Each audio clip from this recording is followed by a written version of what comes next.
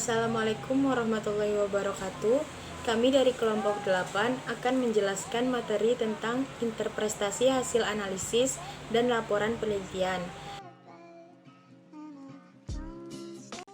Baiklah, saya Ibnu Ramadan dengan NIM 190111139. Saya akan menjelaskan materi tentang pengertian interpretasi hasil. Sebelumnya kita harus mengetahui dulu apa itu interpretasi.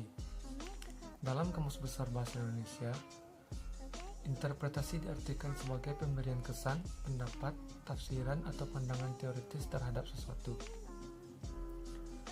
Secara definisi, interpretasi hanya digunakan sebagai suatu metode apabila dibutuhkan saja. Apabila suatu objek, misal karya seni, ujaran, dan sebagainya cukup jelas maknanya, maka tidak akan mengandung unsur interpretasi lagi. Istilah interpretasi bisa merujuk pada proses penafsiran yang sedang berlangsung atau hasil dari proses tersebut. Suatu interpretasi bisa menjadi bagian dari presentasi atau penggambaran informasi yang diubah dengan tujuan menyesuaikan kumpulan simbol spesifik. Saya akan menjabarkan pengertian interpretasi menurut para ahli, yaitu menurut Kailen pada tahun 1998, interpretasi adalah suatu seni yang menggambarkan komunikasi secara tidak langsung. Akan tetapi, komunikasi tersebut bisa dengan mudah dipahami. Interpretasi sangat berkaitan dengan jangkauan yang harus dicapai oleh subjek dan pada waktu yang bersamaan juga diungkapkan kembali sebagai suatu struktur identitas yang ada dalam kehidupan, objektivitas, dan sejarah. Interpretasi diadakan untuk mendapatkan suatu pengertian dan pengetahuan dengan lebih jelas serta mendalam. Interpretasi juga bisa diaplikasikan pada data statistik seperti data jumlah penduduk berdasarkan gender dan penghasilan rata-rata di masyarakat. Data-data tersebut bisa diinterpretasikan sehingga dapat diketahui info-info yang ada di masyarakat. Salah satu faktor penting dalam interpretasi yaitu latar belakang seseorang yang akan menginterpretasi, di mana ia harus mempunyai landasan ilmu dan pengalaman yang matang sehingga hasil interpretasinya mampu dipertanggungjawabkan. Sebagaimana saya mengambil contoh, jika seseorang menafsirkan Al-Quran, tentu ada syarat-syarat yang harus dipenuhi. Saya akan menyimpulkan apa itu interpretasi hasil. Interpretasi hasil dalam data penelitian ialah sebuah bentuk dari kegiatan untuk melakukan penggabungan terhadap sebuah hasil dari analisis dengan berbagai macam pertanyaan, kriteria, maupun pada sebuah standar tertentu, guna untuk dapat menciptakan sebuah makna dari adanya sebuah data yang dimana telah dikumpulkan oleh seseorang guna untuk mencari sebuah jawaban terhadap permasalahan yang dimana terdapat di dalam sebuah penelitian yang dimana ia sedang perbaiki. Baiklah, mungkin hanya sekian. Terima kasih. Terima kasih atas waktu yang sudah diberikan. Saya Darunisa Sabrina akan membahas tentang koherensi dan konsistensi. Nah, pertama kita akan membahas terlebih dahulu tentang koherensi. Koherensi adalah teori kebenaran yang didasarkan pada kriteria koheren dan konsisten.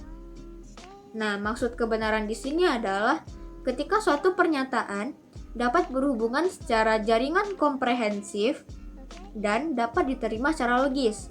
Suatu proposisi juga dapat dikatakan koheren ketika proposisi ini dapat berhubungan dengan proposisi lain yang sudah diterima, diketahui, dan diakui kebenarannya dengan pembuktian yang logis. Nah, koherensi ini memiliki derajat koherensi. Maksudnya adalah derajat koherensi itu berguna sebagai pembuktian dari kebenaran itu. Seperti misalnya, kalimat pertama, ibu kota Indonesia adalah Jakarta. Yang kedua, Makassar terletak di bagian timur Indonesia. Nah, dari dua kalimat itu kita bisa membuktikan kebenarannya. Dan seorang sarjana barat, A.C. Ewing, pernah menulis dan mengatakan bahwa koherensi yang sempurna merupakan suatu ide yang tidak dapat dicapai. Namun, pendapatnya bisa dipertimbangkan menurut jarak dari keidealan tersebut. Nah, koherensi memiliki dua teori.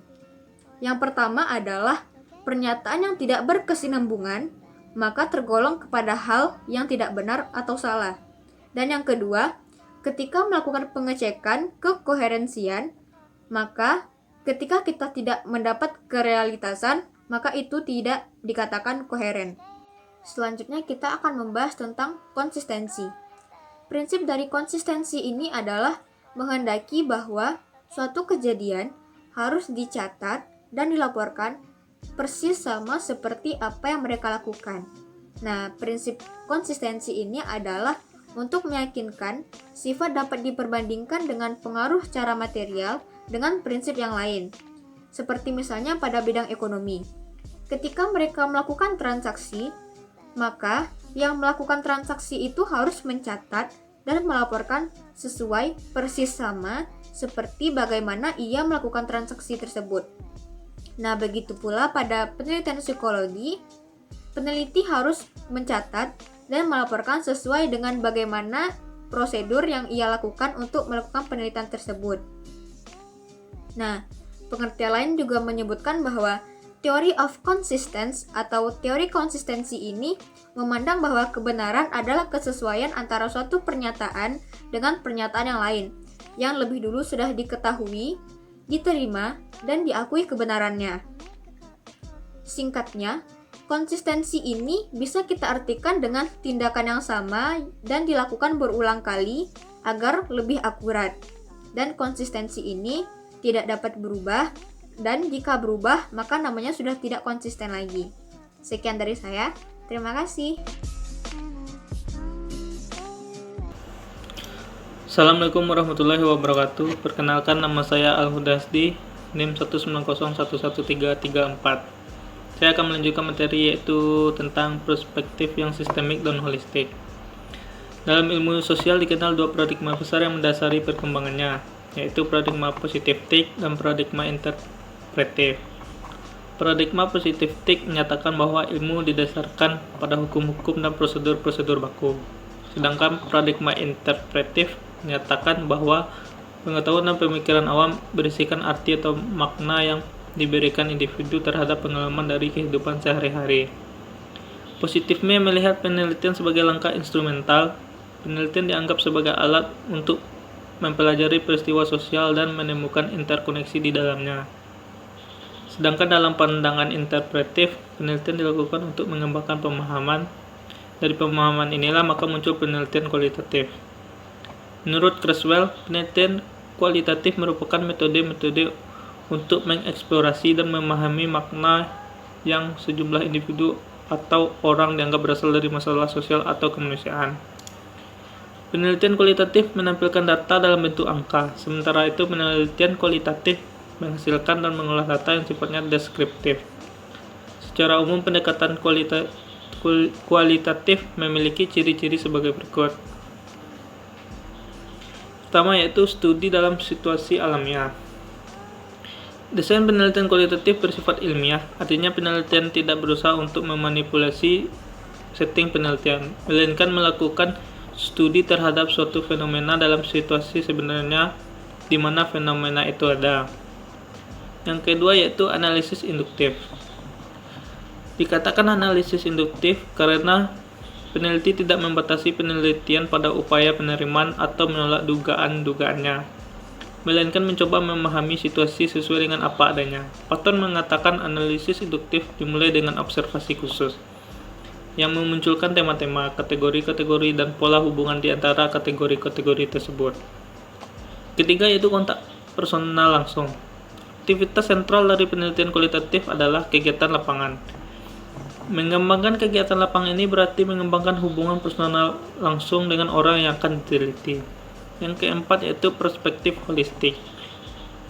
Pendekatan holistik mengasumsikan bahwa keseluruhan fenomena perlu dimengerti sebagai suatu sistem yang kompleks, dan bahwa yang menyeluruh tersebut lebih besar dan lebih bermakna daripada penjumlahan bagian-bagian. Yang kelima yaitu perspektif dinamis atau perspektif perkembangan. Penelitian kualitatif melihat gejala sosial sebagai sesuatu yang dinamis dan berkembang, bukan sebagai suatu hal yang statis dan tidak berubah dalam perkembangan kondisi dan waktu. Minat penelitian kualitatif adalah mendeskripsikan dan memahami proses dinamis yang terjadi berkenaan dengan gejala yang diteliti. Yang keenam yaitu orientasi pada kasus unik.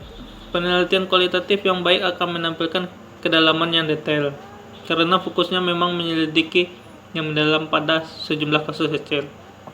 Kasus dipilih sesuai dengan minat dan tujuan khusus yang diuraikan dalam tujuan penelitian. Yang ketujuh yaitu netralistik empatik. Empatik mengacu pada sikap peneliti terhadap subjek yang dihadapi dan diteliti. Sementara netralitas mengacu pada sikap peneliti menghadapi temuan penelitian. Yang kedelapan yaitu fleksibel desain. Penelitian bersifat kualitatif tidak dapat secara jelas, lengkap, dan pasti ditentukan di awal sebelumnya dilaksanakan pekerjaan lapangan. Tentu saja ada desain awal yang disusun sebaik mungkin yang akan mengacu fokus pertama, rencana pengamatan dan wawancara. Yang terakhir yaitu penelitian sebagai instrumen kunci. Bila penelitian kualitatif dapat berpegang pada rumus-rumus dan teknik statistik, penelitian kualitatif tidak memiliki formula baku untuk menjalankan penelitiannya. Karenanya, kompetensi penelitian menjadi aspek paling penting. Penelitian berperan besar dalam seluruh proses penelitian, mulai dari memilih topik, mendekati topik, mengumpulkan data, dan menganalisis hingga menginterpretasikannya. Sekian materi yang dapat saya sampaikan. Terima kasih. Baiklah, nama saya Oktaviani Aulia Zahra. Saya akan menjelaskan materi prinsip-prinsip pembuatan laporan dan jenis-jenis laporan. Langkah ini adalah langkah terakhir dari setiap kegiatan penelitian. Penelitian yang tidak dipublikasikan akan kurang bermanfaat dalam pengembangan ilmu dan tidak memiliki nilai praktis yang tinggi. Secara garis besar, sistematik laporan itu dapat berupa bagian awal, bagian inti, dan bagian akhir. Adapun bagian awal di dalamnya yaitu halaman judul, halaman pendahuluan, halaman daftar isi, halaman daftar tabel, halaman daftar gambar, dan halaman daftar lampiran. Ada pula di dalam bagian inti yaitu latar belakang masalah, tujuan penelitian, penelaahan kepustakaan dan perumusan hipotesis, metodologi, ada hasil, dan interpretasi atau diskusi. Selanjutnya pada bagian akhir ada daftar pustaka dan lampiran-lampiran jika ada. Secara umum, penelitian yang lengkap akan meliputi beberapa langkah sebagai berikut. Yang pertama itu ada identifikasi, pemilihan, dan perumusan masalah. Identifikasi ini bersumber pada bacaan, penemuan ilmiah, pernyataan pemegang otoritas, pengamatan sepintas, pengalaman pribadi, dan perasaan intuitif. Selanjutnya ada pemilihan masalah yang dilakukan atas dasar pertimbangan. Yang pertama itu ada pertimbangan dari arah masalah. Di dalamnya ada pengembangan teori dan pemecahan masalah praktis. Yang kedua ada pertimbangan dari arah peneliti. Penelitian itu harus manajeable. Selanjutnya ada perumusan masalah. Di dalam perumusan masalah ini tentunya harus dalam bentuk kalimat tanya, padat dan jelas, serta memberi petunjuk tentang kemungkinan menjawab masalah itu secara empiris. Yang kedua ada penelaahan kepustakaan. Penelaahan kepustakaan ini perlu digunakan guna menegakkan landasan teoritis penelitian yang akan dilakukan. Ada pula sumber bacaannya yaitu yang pertama acuan umum dan terdapat pada buku teks. Yang kedua ada acuan khusus yang berupa laporan hasil penelitian. Yang ketiga ada perumusan hipotesis. Hipotesis itu hendaklah menyatakan pertautan dua variabel atau lebih, dinyatakan dalam kalimat deklaratif, dirumuskan secara jelas dan padat, serta dapat diuji. Yang keempat itu ada identifikasi, klasifikasi, dan pemberian definisi variabel. Pertama, identifikasi variabel. Peneliti dapat mengidentifikasi variabel yang terlihat dalam penelitian yang dilakukannya. Selanjutnya, klasifikasi variabel. variabel yang telah diidentifikasi itu perlu diklasifikasikan. Selanjutnya ada definisi variabel. Variabel-variabel yang diklasifikasikan perlu dibuat definisi operasionalnya. Yang kelima ada pemilihan atau pengembangan alat pengambilan data. Yang keenam ada pemilihan rancangan penelitian. Rancangan penelitian akan ditentukan variabel-variabel penelitiannya serta hipotesis yang akan diuji.